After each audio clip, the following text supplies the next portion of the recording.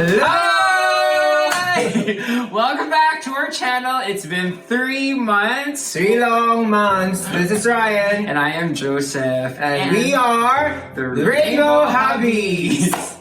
As you probably have seen on our title, so we're gonna share with you our journey on the USCIS, the green card, and the permanent residency that I finally got after a year of application. I hope this video would be very helpful. Apart from being immigrants, we are coming from a situation where we are also under a same-sex marriage agreement. Yeah, so we will be focusing on the interview process that took place 3 months ago for us. We will be sharing it to the group, the USCIS Facebook group, that's been super helpful in our journey.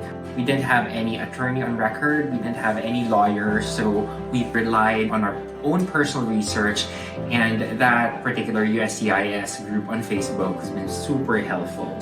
And we also watched YouTube videos, so yeah. we are making... So this is a way to give back. We're gonna share with you like literally everything that we've experienced on our interview day. So probably before that, just a quick summary. So after you have completed your I-130, I-485, you finally got, say for example, your adjustment of status paper, which includes your interview schedule, an interview appointment, depending on whichever state you're currently residing. They will assign you a place where you're gonna appear in a USCIS office, and you need to make sure that you're prepared with all the documents and you have a background of all the possible questions that they will probably ask you. And how did we prepare for that, babe? Well, probably I think it's best if we could give everyone a brief background of how this started. Of course, you know us, if you've been following us, we both were from Dubai, and then I needed to move to the US for work. He started visiting me, he eventually decided to propose, and then I accepted, we got married, and then unfortunately, even with that marriage, he needs to go back to Dubai for work. Things happened. We have to make a big decision. I took him here, we started processing, and that's when we started working on the paperwork. So to what Ryan has mentioned, our case is not super complex. If we look at the USCIS website, like literally everything is there. Well, of course, you need to understand what your situation is. You need to use the correct forms. You need to apply based on that. But depending on the complexity, I think, of the case, that's why most people or some people will advise you to have a proper lawyer to guide you through the process. But for us, after we've gone through that, entire application, the process eventually went on. Yes, it took a while because of the pandemic, because of the closure, because of the restrictions in certain offices. But then again, on our, I think, 9th month, we were able to finally receive that interview appointment. And then we need to make sure that we prepare like our documentation. Like, you see how thick this is? Yeah, it's a lot of printing, it's a lot of exchange of mails and emails and phone calls, a lot of long time of being placed on hold within those 9 months. So we're gonna show you like literally everything that's in here, and we brought all these to the interview day. You need to make sure that you have all the documents that will be needed.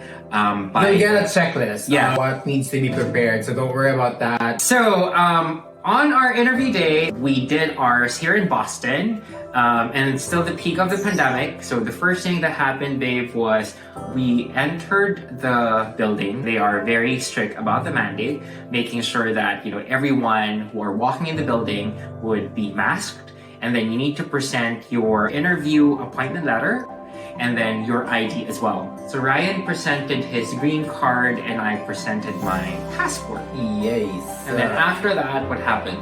So we reached the interview hall. We presented the documents. We were asked to be seated. You will notice that there will be areas, interview areas, so like A, B, C, D, and you'll hear people being called based on their The case number. The case number. The case number. So when you enter, when you present your ID, the receptionist will give you the case number, and then you just have to wait for your number to be called. So when we were called, we were welcomed very warmly. Warmly. Yeah. And the immigration officer was very nice, warm, friendly, but very formal. He escorted us to his office. The office had an acrylic glass between him and us. We stood up first before he offered where Ryan would sit and where I would sit, because there are some cases I heard that the couples will be separated. Yeah. So before that, back in the hall, you'll see different types of applicants there, which is good because we were able to see people with interpreter. We had the same situation, and we believe that they are also same-sex marriage, and they were, as far as I can remember, they were asked to be separated. And then there's like a family, probably a mom and dad, with the applicant being the son there, and then there's a lawyer with them, and another batch with an interpreter. So there's a lot of possible options that you can have during the interview. So going back, we were asked to be there together, which is, I think, a good thing. And then we went in. Probably he felt some nerves from us. He kind of like made it a little bit informal, should I say, and started to ask questions. Starting off with Joseph, of course. He explained first that our initial application, all our documents are actually with him, and he showed it to us. And then after that, he said that he's just gonna ask questions to further understand everything that we have submitted. And then most of the questions will be directed to me because I'll be the beneficiary. So he first asked me to state my full name, and then my birth date, and then our current address or my current address, and then my citizenship, and then my spouse's full name, and then my spouse's birth date. And then after that, another question would be my last arrival date in the US. And then he proceeded with the I-485 yes or no questions. So all of you who have been applying or in the process of applying, I'm sure you know what these I-485 questions. Like, I think 70 to 100 questions that like literally are all answerable by yes or no, which ranges from, odd questions like, will you be in the US to overthrow the government, or will you be here to do prostitution? So these are like questions that you'll encounter not just here on this application, and a lot of things that we deal with. They are also obligated to ask that during the interview. Correct. So it's just there. So that's, and like literally, he asked everything, like all those yes or no questions. Yeah. And then the next one was how did we meet, and then what year did we meet. And then when did we get married? And then after answering all those questions, because, well, I know everything by heart anyway, he just made me sign a document. The last page, I think, of one of the applications where you would only sign it in person once you're done the interview. So after I signed, he said that this time I'm gonna ask Ryan. I ask only a few questions, just full name, address, work, parents' name, how did you get your permanent resident status, and plans for citizenship. So of course we haven't gone through that yet. I tried not to answer while he's being asked questions. Same thing. Oh, you shouldn't, by the way. Just to make sure that we won't be causing any, issues or problems. Those were the only questions that he asked Ryan directly. And then he just mentioned that I have everything that I need. Is there something else that you would want to submit on top of the application documents that I already have on hand? And knowing me, I was like, literally, I prepared this. Hey, bro, ito out. I literally prepared everything. I was like, we actually have a lot. And I was looking at the face of the immigration officer, and I was like, this is gonna be a long one. Yeah, so I said that, well, we actually prepared a photo album which pretty much visually summarizes our story. And then he said, okay, let me have that. Let me take a look at that. So we presented to him this photo album that consisted of around 120 photos.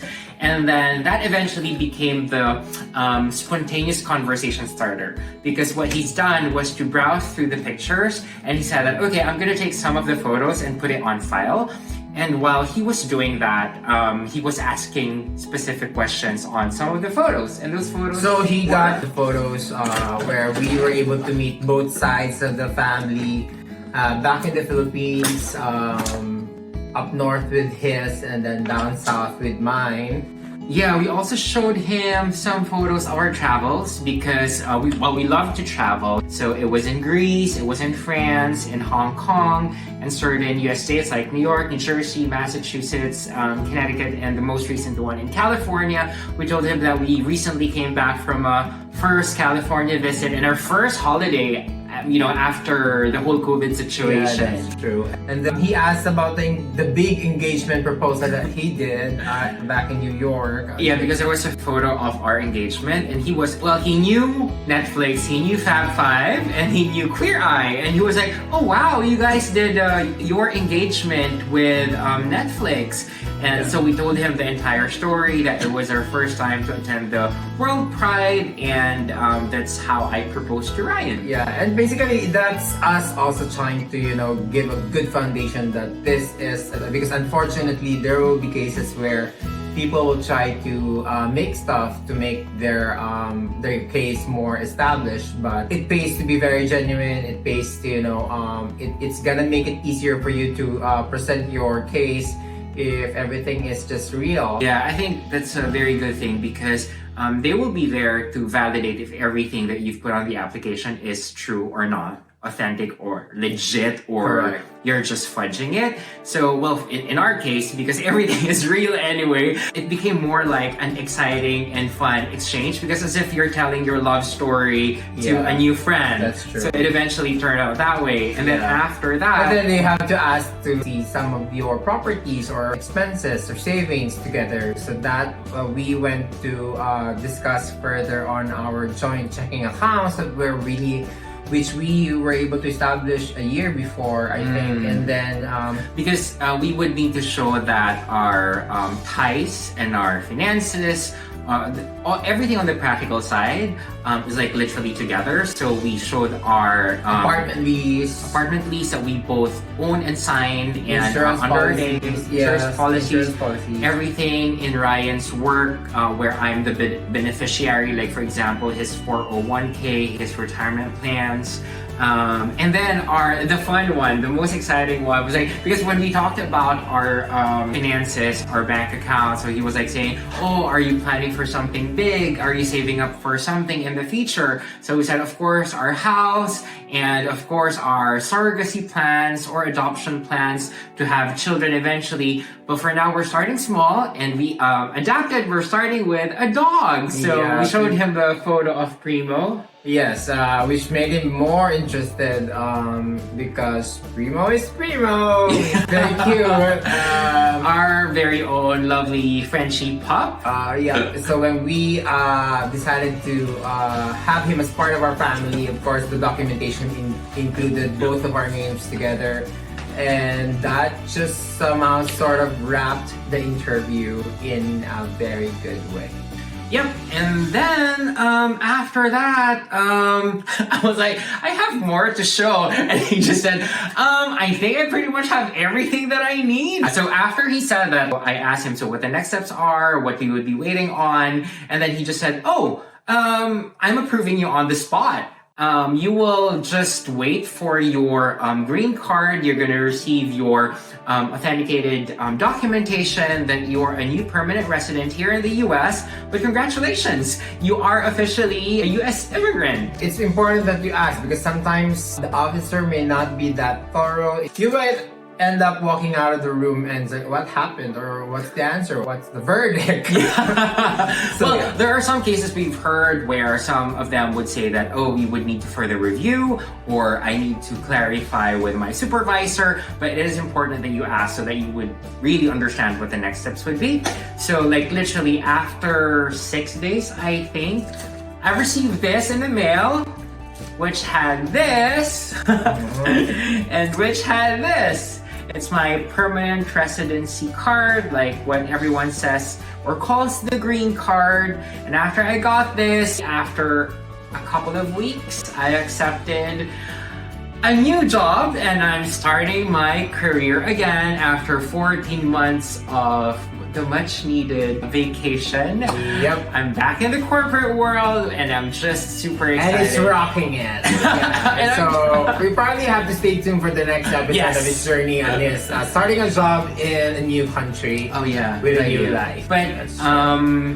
any final thoughts on tips and tricks when it comes to the green card application and interview process, babe? Number one would be the authenticity of your marriage. Just tell them what truth is and then go through all of the documentation. It pays to have support, like testimonies from people that you've lived with. We had a lot of support from our family. Oh from yeah, both thank you sides. everyone. Thank you for all the wonderful yeah. messages. They made some official letter addressed to the USCIS about their testimonies of our marriage. Try to watch as more YouTube videos as possible because each state might have a different way of doing stuff. We did learn about like an hour of interviews, separated interviews, a lot of questions that were far more different from what we had. And we're just so blessed that all of the questions were very easy for us. So try to research more on the process. And again, it might be... Another thing for me is to prepare. The good thing about it is that if your story is legit, if everything is true anyway, like ours, it'll be a walk in the park. But then again, there are certain questions that probably you would realize that, oh, I totally forgot that. Like, when you first met, how it happened, like, you know, the whole anecdote of your first meeting, for example, you need to review it because sometimes the way you interpret it might be different from your partner's interpretation. And you just need to make sure that you're super consistent. So prepare the night before or days before. We prepared a week before. Yeah. So like literally every night we would ask specific questions, hypothetical questions, and we would align on how best to answer that. So make sure that you prepare it. And then third, find, you know, your peace and your level of relaxation when talking to the immigration officer. Like ultimately, they are there to help you, but at the same time, they are there to also check if everything is true. But you just need to find, you know, that psyche or notion that you're talking to a new friend. You're talking to someone who's interested 100% about your love story, and take it as an opportunity to share the beauty of your togetherness with that person. And of course, there is no harm in it, especially if you have resources to consult legal advisor if you think you might need support. Again, this is just our own personal stories based on our own experience. We are not experts. We are not, we don't have immigration law degrees whatsoever. So we're just sharing it probably for those people who are in the same situation or same boat to inspire and to ignite you in terms of how you can take things forward on your own pace. But to what Ryan has mentioned, depends on your situation, your comfort level, and your needs. Reach out to the right resources. All right. So we hope that you learned something and you got inspired again in this content. And if you have questions, feel free to share those in the comment section down below and reach out to us. And we promise that we will put on more content again this year. And we're back. Okay. Thanks everyone. Don't forget to like, subscribe, and comment. And always remember, make the